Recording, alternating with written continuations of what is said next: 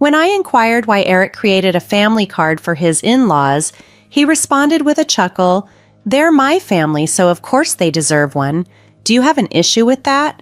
He followed up by saying, "If you knew the importance of those who support you when you're alone, you wouldn't question it. Were you surprised by my assertive tone?" I was indeed taken aback. Eric, always direct, further explained, "If you truly appreciate them, you'd contribute more to my family. Then you'd belong. Until then, consider it a probation period." I was unfamiliar with the concept of trial in family dynamics. Eric elaborated, "It means you're not completely accepted into the family yet. If this bothers you, you're free to leave.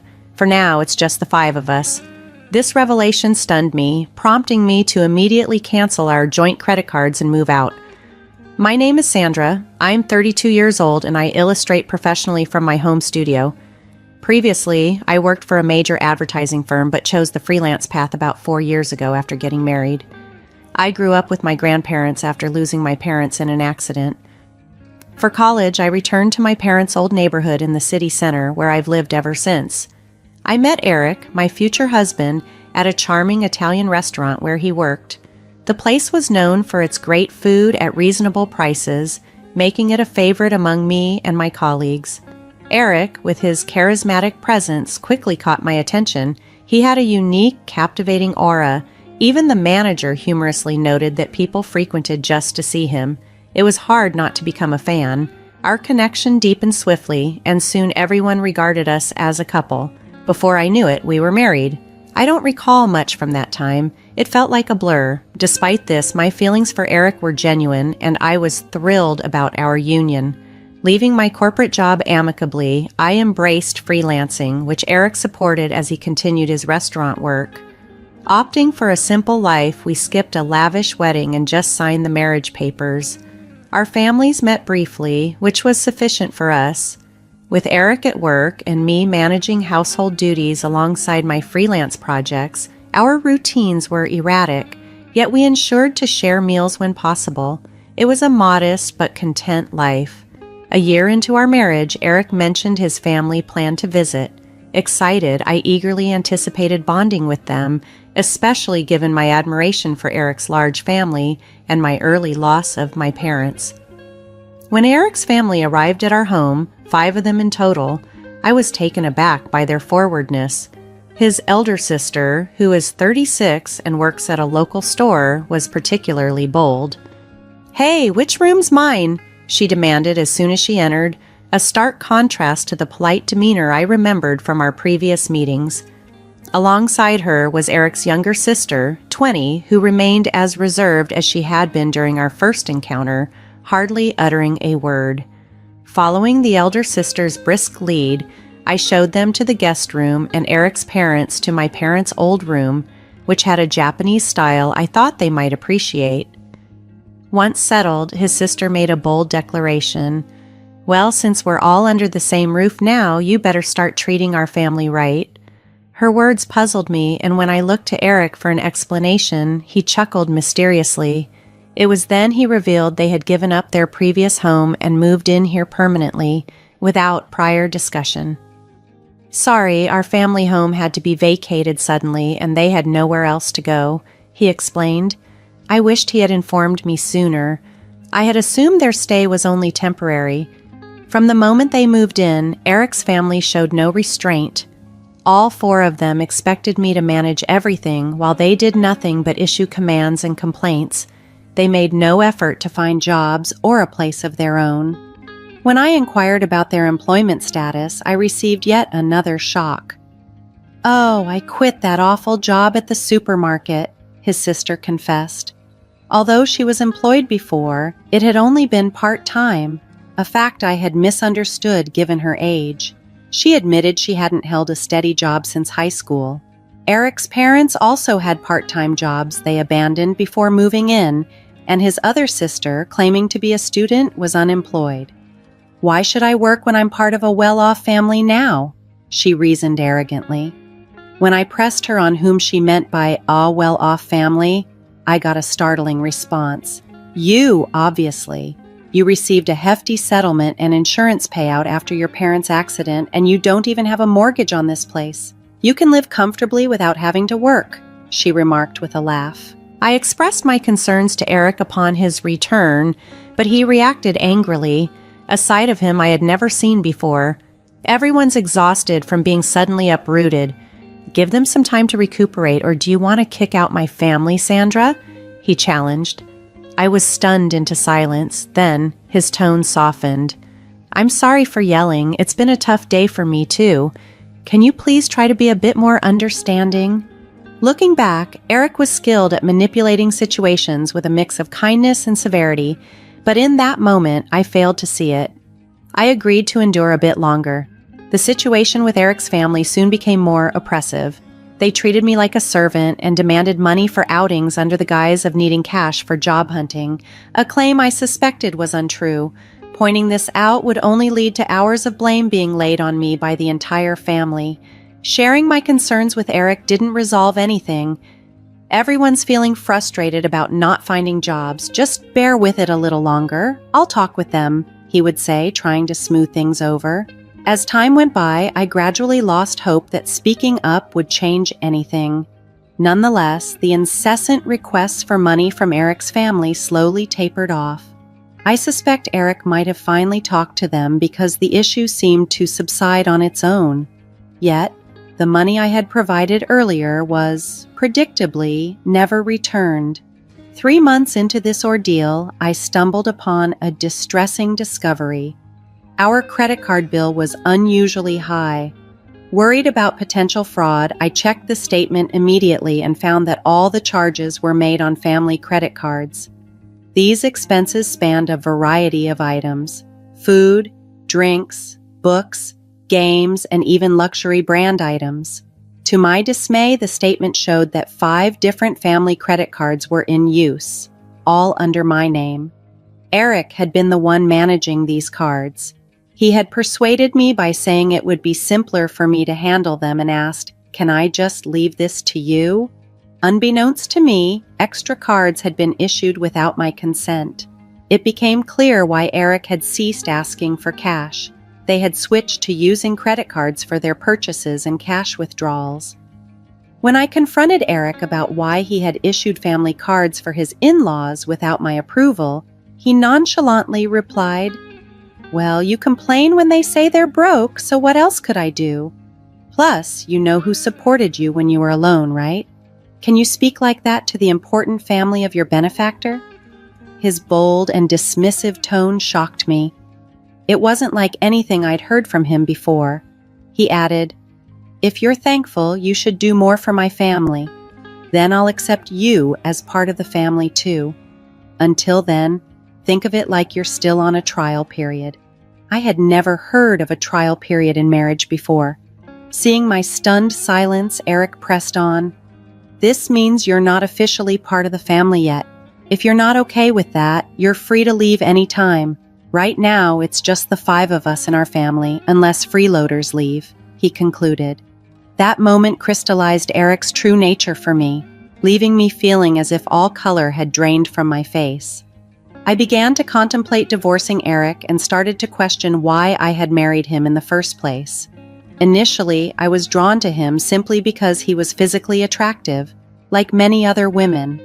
At first, I was just infatuated with his looks without any substantial reason. Then, during one of my visits to the restaurant, Eric approached me as I was heading to the restroom and remarked, "You seem different, Sandra, kind of mysterious. Sorry, I shouldn't say that to a customer." I was taken aback but intrigued, and I began to pay more attention to him from then on. Maybe that was his strategy to make me like him. Looking back calmly, it all adds up. I remember once a colleague jokingly said I was a wealthy lady living alone in a condo, and soon after that, Eric started showing more interest in me, possibly because he was intrigued by my wealth and living situation. Honestly, Eric wasn't exactly my type. To put it nicely, he was more modern. If I'm being blunt, he seemed a bit superficial. I preferred mature men who spoke softly and seriously. Yet somehow I ended up falling for Eric, a typical handsome guy who could easily charm a woman. especially someone like me who was new to the working world and not accustomed to such attention. Reflecting on all this now left me feeling frustrated and ashamed. I felt an urge to lash out and break things around the house, a stark contrast to the controlled life I had strived to maintain. Resisting the urge to lash out, I instead decided to carefully plan my next moves. To get even, I knew I had to play the long game, managing the situation with as much cunning as Eric had employed in manipulating me. The condo we lived in, purchased on a mortgage by my father just after my birth, wasn't expensive back then. However, due to the rapid development in the area and a new shopping center nearby, it had become a sought-after luxury residence. My parents, hoping to expand our family, had chosen a large condo, which now provided ample space even with Eric's family invading our home. Their presence was a constant irritation, especially since I worked from home, but I bore it all for the sake of my plan for revenge. When I was 4, both my parents tragically died in a car accident while returning from my paternal grandfather's funeral. They collided with a speeding car on the freeway. That day I was supposed to be with them but stayed home due to a high fever from the flu, making me the sole survivor of our immediate family. The mortgage was covered by the group credit life insurance they had, which meant I only had to handle the management fees and property taxes for the condo. Eric suggested he could contribute just a bit more than the cost of those fees since there was no mortgage. If I pitch in that much, we should be able to manage with Sandra's income, right? We'll each use our earnings for personal expenses. Sounds fair, doesn't it? He had proposed. I agreed, thinking it might ease some of my financial burden. At that time, I was still somewhat blinded by my feelings for Eric and went along with his suggestion. It seemed Eric perceived himself as the head of the household, somewhat providing for me, while in reality, I was the one covering most of our living expenses, including utilities, groceries, and any social outings. Now, with 5 extra dependents in the house, managing my income alone was becoming unsustainable.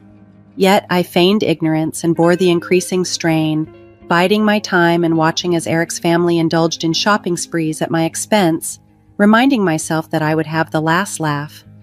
6 months into plotting my departure, I reached my breaking point and decided it was time to act. Exhausted and resolved, I confronted Eric. "I'm at my limit. It's time to make a choice. It's either me or your family," I told him, presenting him with an ultimatum. He was visibly taken aback, but I continued undeterred. "None of your family members lift a finger to help around the house. They just dump all their chores on me. You know I work from home. I'm not just idly passing the time. Yet they treat me like a freeloader and belittle me, claiming you're the one supporting me. I've had enough," I cried out as I faced him. Eric responded with just a smirk. "Then you should leave. Didn't I warn you before? You're not truly part of this family yet. Giving up now means you haven't earned your place in it," he retorted. Shocked by his coldness, I stared at him in disbelief. "What's surprising? If you can't tolerate my family, then it's you who must leave," he concluded. This stark revelation made me see the depth of his manipulation and solidified my decision. It was time to reclaim my life and my home. As I realized the extent of Eric's scheme, a chilling clarity settled over me. He had plotted this entire scenario, hoping his family's overwhelming presence would drive me out, making it easier for him to claim the apartment and possibly part of my savings as alimony. This revelation, despite my suspicions, was still a shock. I had once loved and married Eric, but this realization catalyzed my decision to leave him for good. Resolute, I declared, "I've decided to divorce you, Eric, but let's be clear, this condo is mine and I am not at fault here. You brought your family into our home without my consent and allowed them to disrespect me." Eric looked genuinely surprised by my firm stance, unaccustomed as he was to me defying him. Until now, I had mostly acquiesced to his demands, but recalling those moments only fueled my anger. "I can't tolerate another moment with you and your family, so I'm leaving now, but be ready to leave as well," I told him assertively. Eric, flustered, retorted, "This is ridiculous. This is our home. We're not going anywhere. Ever heard of tenant rights? You can't just evict us from our own home." Ignoring his protests, I left the apartment and sought refuge at my grandparents' house. I shared everything with them and asked for shelter until the situation was resolved. They were appalled by what I had endured and scolded me for not coming to them sooner. With tears and concern, they embraced me. "I'm sorry, Grandma and Grandpa. I know I worried you, but I'll be all right now," I reassured them, forcing a smile through my tears. The day after I left, Eric contacted me, perplexed. "What's all this about? What mail are you talking about?" he asked, referring to the certified letter from my lawyer. I was impressed by the swift action of my legal team. "I'm not paying any alimony and I'm not leaving the condo," Eric insisted, oblivious to his lack of legal standing. "The condo was jointly owned since we were married. If that's your stance, then compensate me for half its value to buy out my share," he demanded, making an absurd claim. "Please communicate through my lawyer from now on," I stated firmly, ending the call. I expected he might try to reach me again, but I had no desire to continue the conversation. True to my expectations, Eric called again the next morning, repeating his previous questions with no new tact. "What mail are you referring to? The cards aren't working." "What did you do?" he pressed. "What I did was cancel it. That card belonged to me and you were merely an authorized user," I explained. Before leaving, I had transferred all the accounts linked to that card to another one and terminated the original. Naturally, the family cards would cease to function once mine was canceled. "You covered the management fees and property taxes for the first 5 months only. It's not substantial, but I can deduct that from the alimony if you prefer," I mocked him, turning his logic against him. This confrontation marked the beginning of a new chapter for me, one where I would no longer be manipulated or burdened by Eric and his scheming family. I was determined to reclaim my life and my home. The muted shouting coming from Eric over the phone was no surprise.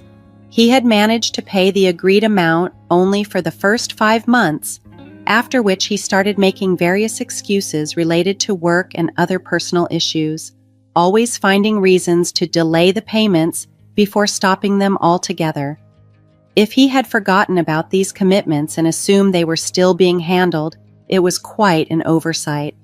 But frankly, his lapses no longer mattered to me, as I was determined to cut ties completely. "That's the situation, so please reimburse your share of the living expenses I've been covering," I firmly stated. I had kept meticulous records of our household expenditures, which I planned to use as evidence to fairly divide our assets. "It's marital property," he argued. "Yes, understood. Let's divide it accordingly," I agreed. He ended the call with a reminder, which seemed more like a prompt not to forget about his supposed entitlements. A few days later, he called again, repeating his earlier questions. It seemed they were not only short on memory, but also limited in vocabulary. "What do you mean by the division of shared property? Why is it 0? You must be swimming in cash from your parents' insurance and alimony," he accused. "Ah, so that was what they assumed." I patiently explained that my pre-marriage savings were not part of the marital property, and since we hadn't accumulated any savings during our marriage, the balance was naturally 0. "Don't accuse me of deceit. If you doubt my honesty, you might want to seek legal advice. Henceforth, kindly communicate through my attorney. I won't engage in direct communication with you any longer," I declared, then ended the call and blocked his number. 1 month after my departure, Eric and his family finally vacated the apartment. Their departure wasn't due to a change of heart, but rather because they could no longer sustain their lavish lifestyle without access to my funds. Predictably, Eric's income alone wasn't enough to support a family of 5 accustomed to extravagant spending. Tightening their belts wasn't an option they were willing to consider. I had allowed them to use the card intentionally, knowing it would lead to this outcome. As financial pressures mounted, his family began badgering Eric for shopping funds, and when he refused, they resorted to pilfering from his wallet. Even in their frustration, they blamed him for my departure. To compound their troubles, I had arranged for the utilities, electricity, gas, and water to be disconnected since I had no intention of residing there any longer. Eric tried to get the utilities reinstated over the phone, but since the condo was in my name, no one else could restore them if the owner had ordered their termination. During the scorching summer and early autumn, his family struggled to endure the sweltering heat and eventually vacated the condo. Their destination was neither my concern nor interest. Eric tried to persist until the end, but ultimately capitulated due to the lack of electricity and the inability to maintain basic hygiene. The divorce proceedings, to my relief, progressed more swiftly than anticipated, not because Eric had a change of heart, but simply because the reality of his untenable situation became undeniable. Eric's actions betrayed the sanctity of our marriage as he pursued relationships with other women, misleading them with the allure of his so-called luxurious downtown apartment. Astonishingly, he carried out these behaviors under the watchful eyes of his family, who chose to ignore his indiscretions, showing that such behavior wasn't unexpected to him. Before leaving, I had discreetly installed cameras throughout the house, capturing clear evidence of his wrongdoings. Perhaps Eric underestimated me, but the evidence of his disrespect was undeniable. He had invited his family into my home without my consent, incurred substantial expenses on our joint credit card, and then left me to foot the bill. Moreover, his infidelity was the final straw. I sought significant compensation and alimony for these transgressions. When Eric was confronted with the financial consequences of his actions, he visibly paled and pleaded for reconciliation. However, I had no intentions of going back. Knowing he couldn't cover the costs, I pressured him to borrow as much as possible from his company and seized whatever assets I could. When I threatened legal action for the fraudulent use of our family car, he reluctantly agreed to my terms. I can only hope he earnestly attempts to settle his debts. The divorce has since been finalized, and I am now staying at my grandparents' home. I'm still undecided about what to do with the apartment. While it holds sentimental value as an inheritance from my late parents, the recent events have tainted my memories of the place. Selling it might be an option I consider. Professionally, my career as an illustrator is thriving. For now, I am content working from my grandparents' home, depending on their support a bit longer as I prepare for the next chapter in my life. As I move forward, I am resolved to be more discerning in choosing a partner, valuing traits beyond mere attractiveness. I hope to find a life partner with whom I can share my journey, someone who respects and values the same principles I do.